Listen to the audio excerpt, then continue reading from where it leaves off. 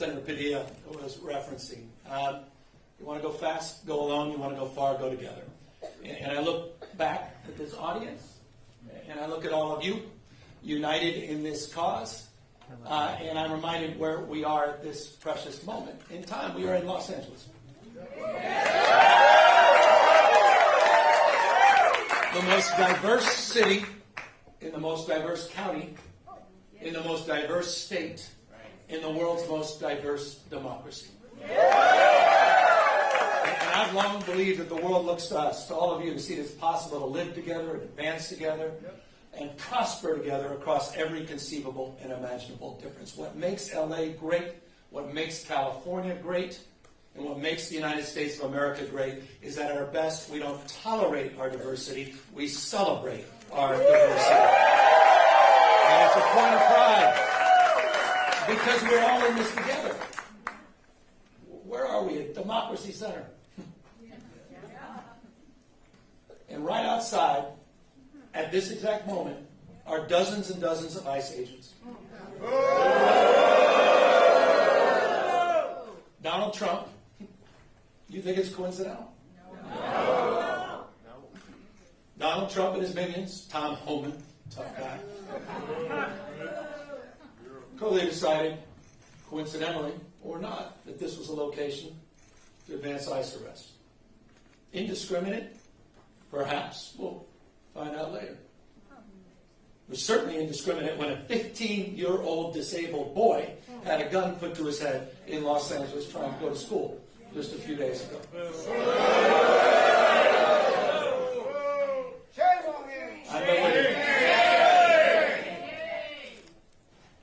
I don't need to belabor this, except I want to level set. People are scared. People are fearful. You had a United States Senator who was thrown down to the ground in a federal building. Alex Padilla. J.D. Vance's name is Alex Padilla, not Jose Padilla.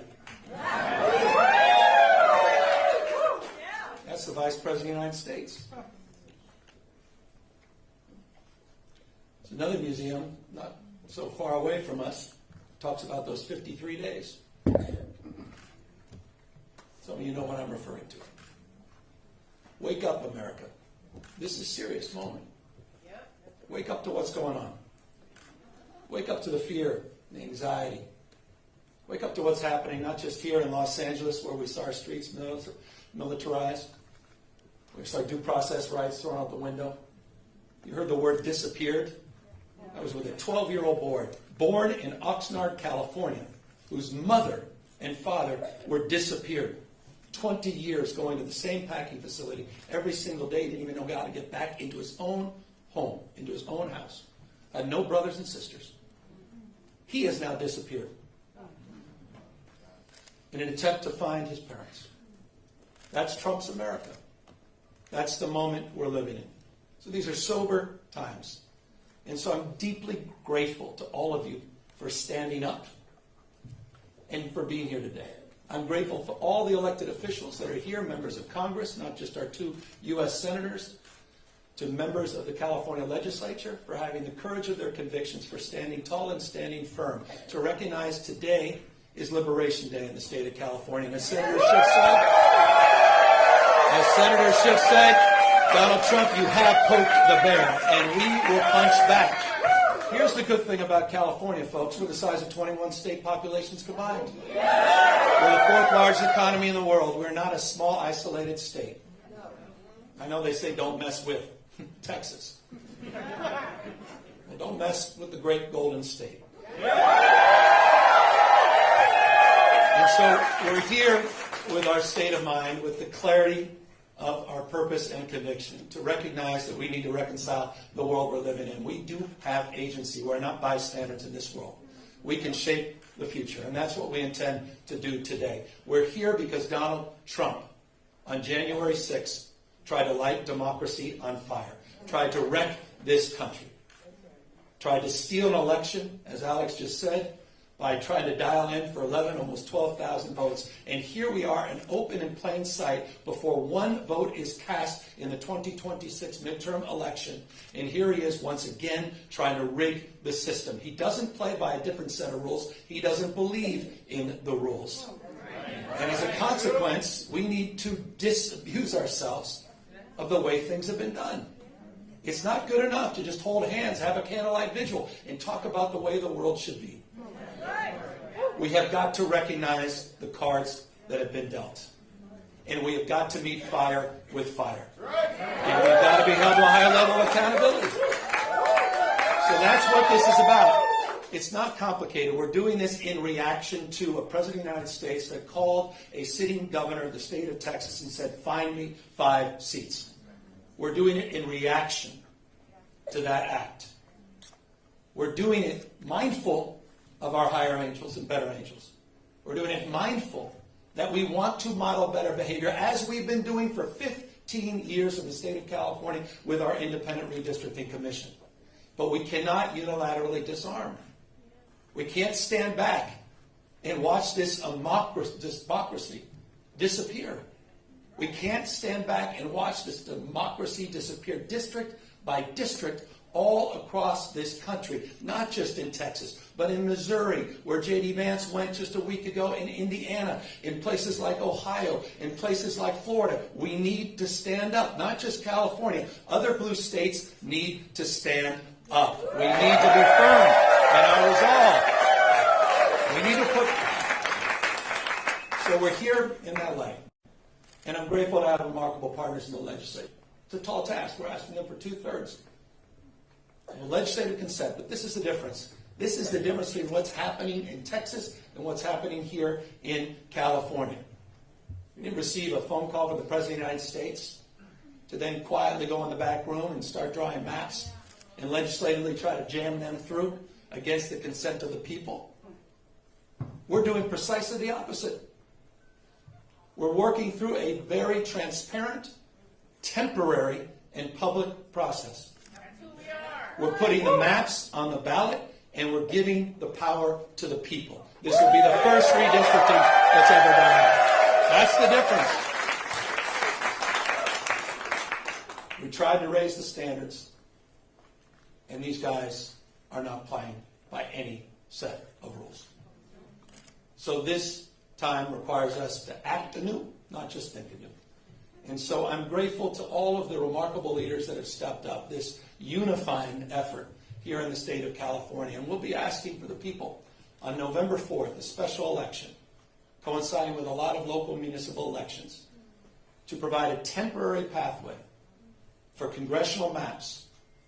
We will affirm our commitment to the state independent redistricting after the 2030 census, but we're asking the voters for their consent to do midterm redistricting in 2026, 2028, and 2030 for the congressional maps, to respond to what's happening in Texas, to respond what Trump is trying to excite.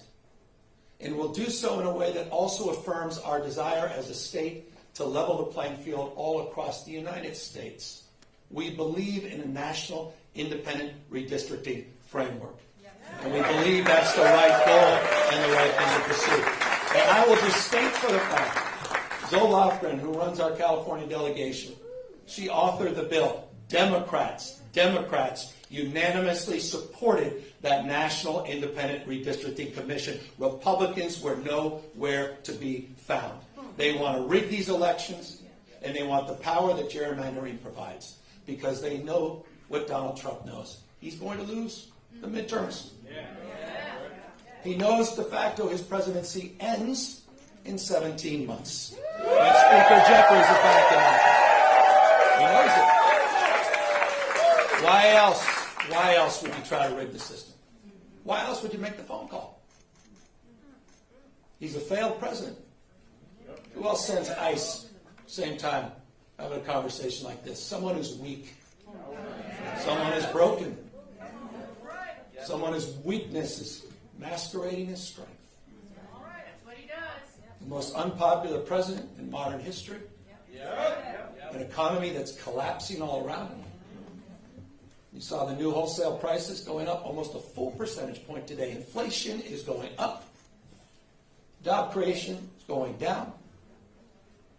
He's trying to rewrite history, Smithsonian, censoring historical facts.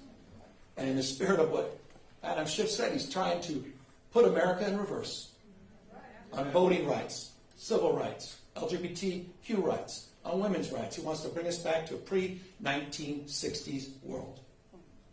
That's what this is all about. It's about power, and I want to end on this. And we are about to give power back to the people.